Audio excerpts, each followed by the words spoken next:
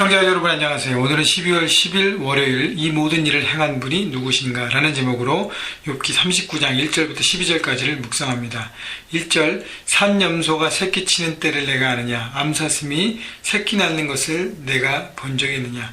자, 욥기 38장부터 하나님께서 이제 드디어 욥에게 말씀하시면서 욥이 갖고 있었던 모든 궁금증과 모든 것들을 풀어주기 시작합니다. 그러면서 욥에게 말씀하시는 것은 내가 하나님의 나의 어떤 생명의 신비와 능력과 다스림을 어떻게 네가 헤아릴 수 있겠는가라고 하나님의 되심에 대해서 설명하고 있습니다. 그러면서 이 자연, 하나님께서 만드신 그 자연 속에 있는 동물들, 생명의 신비잖아요.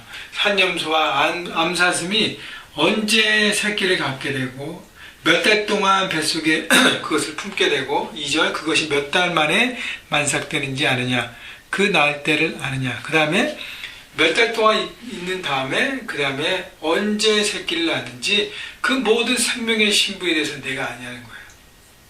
여러분, 산염소, 암사슴 세상에 한 마리입니까? 아니에요. 여러 마리, 수십 마리, 수백 마리가 있습니다. 그 모든 암사슴과 산염소가 새끼를 베고 품고 낳고 자라게 하고, 그래서 3절 보면 그것들은 몸을 구부리고 새끼를 낳으니 그 괴로움이 지나가고, 4절 그 새끼는 강화해져서 빈들에서 크다가 나간 후에는 다시 돌아오지 아니하느니라.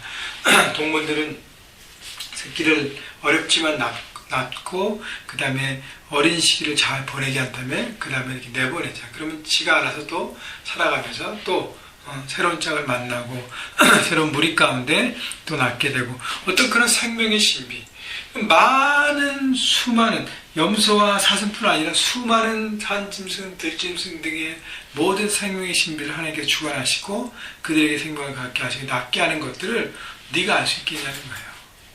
여러분, 하나님은 한 마리가 아니라 모든 자연의 동물들 생명을 주관하고 계십니다. 인간의 생명만 주관하시는 것뿐 아니라 모든 짐승들의 생명도 주관하시죠.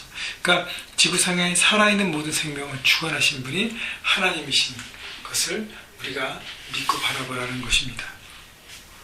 5절 누가 들나귀를 놓아 자유롭게 하였느냐, 누가 빠른 나귀에 매인 것을 풀었느냐. 내가 들로 그것의 집으로 소금 땅을 그것이 사는 처소로 삼았느니라. 들나귀, 들에서 살아가는 짐승들은 매여서 살 수 없다는 것이죠. 그래서 하나님은 자연, 들을 그들이 집으로 사용하고 그 다음에 그 안에서 이렇게 생활하고 먹을 것을 구하고 자연 속에서 살 수 있도록 하나님이 그렇게 디자인하시고 그렇게 살게 하신 것입니다. 그런 들짐승 등이 나귀뿐 아니잖아요. 여러 가지 종류의 들짐승들이 있지 않습니까? 그 짐승들이 자기 영역 안에서 그렇게 살아가게 되어 있습니다. 7절 들나귀는 성읍에서 짖거리는 소리를 비웃나니 나귀 치는 사람이 지르는 소리는 그것에게 들리지 아니하며 초장 언덕으로 두루다니며 여러 가지 푸른 풀을 찾느니라. 사람에 의해서 움직이는 게 아니라 자기들 스스로도 자연에서 자유롭게 살아가는 섭리 가운데 살아가는 것입니다. 여러분, 수많은 자연 속에서 수많은 들짐승이 살아가는 것 누가 관리하죠? 하나님께서 관리하시고 지켜주셔서 어떤 그 생태계 현상에 따라서 먹이 사슬도 그렇게 연결돼서 그렇게 밸런스 있게 살아가는 것입니다. 9절 들소가 어찌 기꺼이 너를 위하여 일하겠으며 내 외양간에 머물겠느냐. 들소도 마찬가지로 자연에서 마음껏 뛰놀고 살고 해야 하는데 사람이 억지로 잡아서 어떻게 외양간에 머물게 하고 가축처럼 농사를 위해서 쓰겠냐는 거예요. 10절 내가 능히 줄로 매어 들소가 일항을 갈게 하겠느냐. 그것이 어찌 골짜기에서 너를 따라 썰애를 끌겠느냐. 그래서 농사에 필요한 밭을 갈고 움직이고 하는 모든 것들을 집에 있는 소처럼 그렇게 하겠냐는 거예요. 그것을 너가 통제하고 다스려서 길들여서 사용할 수 있겠느냐. 그렇게 없다는 것이죠. 다시 얘기하면 하나님은 욥에게 너는 들소 한 마리도 네 힘으로 통제하고 다스리고 길들여서 그것을 사용할 수 있는 능력이 없는데 어떻게 네가 다 안다고 생각하느냐고 하나님께 반문하시는 것이죠. 그것이 힘세다고 내가 그것을 의지하겠느냐? 내 수고를 그에게 맡기겠느냐? 그럼 들소가 가장 힘이 있고 파워 있다고 해서 당시에는 들소가 가장 힘이 센 동물 중에 상징이었습니다. 파워의 상징이었어요. 그래서 여러분 이집트에서 나온 이스라엘 백성들이 물론 이집트에서 그 소를 이렇게 했던 것처럼 그 황금소를 만들었잖아요. 파워의 상징이니까. 그렇다고 해서 그것을 믿을 수 있겠느냐? 아니라는 것이죠. 12절 그것이 내 곡식을 집으로 실어오며 내 타작마다 곡식 모으기를 그것에 의탁하겠느냐. 들소를 의지해서 살 수 없다는 것을 얘기합니다.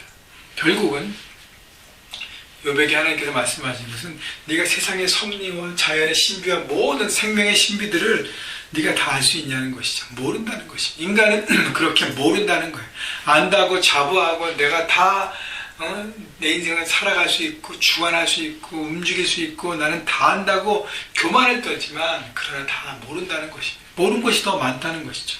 하나님께서는 그 모든 것들을 가르쳐 주시면서 그렇기 때문에 이유 없는 고난 가운데 하나님의 침묵 가운데 자기가 깨닫지 못한다고 해서 그것을 단정 지어버리고 잘못했다고 생각하면서 하나님에 대한 불평과 불만 가운데 있으면 안 된다는 것이죠. 하나님의 원대하신 전능하신 크고 넓으심을 바라보고 믿음으로 나가는 것입니다. 여러분 이해되지 않는 우리의 인생의 모든 문제들 가운데 여러분 거기에 묶여있지 않고 하나님의 하나님 되심을 오늘부터 계속 바라보십시다. 이번 주일까지 욥기 마지막 부분 하나님께서 하나님의 하나님 되심을 풀어주실 텐데 그 전능하신 하나님 모든 걸 다스리고 주관하신 하나님이 바로 우리의 아버지가 되시고 우리의 구원자가 되심을 오늘도 믿으면서 고백하면서 여러분 삶의 현장 가운데 승리하시는 주인 하나님의 주인으로 모시고 살아가시는 여러분 모두가 되시기를 주님의 이름으로 축원합니다.